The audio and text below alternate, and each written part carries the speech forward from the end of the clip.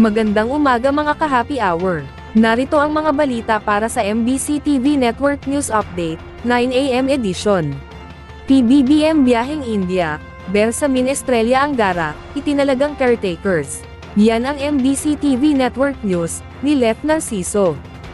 Lumipad na patungong India si Pangulong Ferdinand Marcos Jr. para sa kanyang 5 araw na state visit.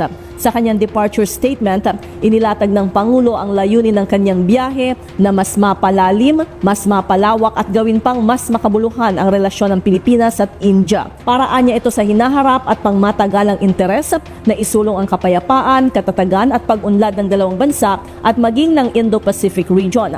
Naniniwala si Pangulong Marcos na malaki pa ang potensyal ng kooperasyon ng Pilipinas at India sa mga larangan ng depensa, kalakalan, pamumuhunan, kalusugan, pharmaceuticals, connectivity, agrikultura at maging sa turismo. I want this visit to bring concrete benefits to the people, such as more affordable medicine and greater connectivity and food security. It is incumbent upon us now more than ever to maximize the opportunities in trade and investment with the world's 4th largest economy. I look forward to a productive visit and much closer Philippines-India relations. Kabi-kabilang pulong ang dadaluhan ng presidente sa matataas na opisyal sa India, kabilang ang bilateral discussion kay Prime Minister Narendra Modi. Bukod pa ito sa mga nakalinyang business meetings at speaking engagements. Pagdating sa New Delhi mamaya, ay agad makikipagkita si PBBM sa Filipino community doon.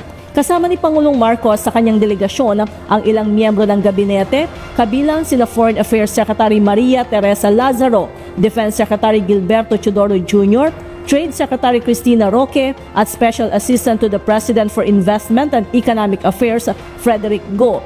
Habang nasa India ang presidente, tatayo naman bilang caretaker sina Executive Secretary Lucas Bersamin, Agrarian Reform Secretary Conrado Estrella III at Education Secretary Sani Angara. Para sa MBC TV Network News, ito si Lef Narciso ng DZRH. Una sa Pilipinas, una sa Pilipino.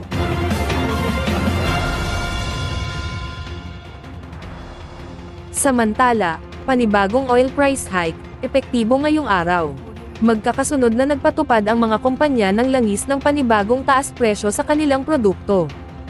Kaninang alas 6 ng umaga, nang ipinatupad ang dagdag na 1 peso and 90 centavos sa kada litro ng gasolina, habang mayroong dagdag na 1 peso and 20 centavos sa kada litro ng diesel, at 1 piso naman ang itinaas din sa kada litro ng kerosene.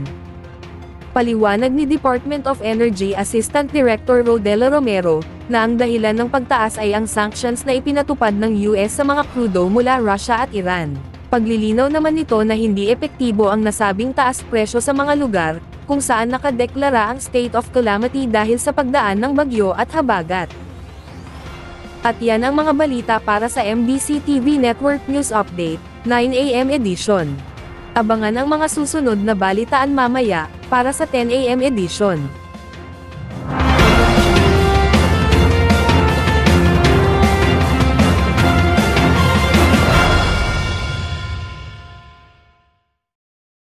Mga ka-happy hour, kung gusto mong manood ang mga balita sa MBC TV Network News Update, mag-subscribe sa aming YouTube channel, i-like ang aming Facebook page, at i-follow sa aming TikTok account.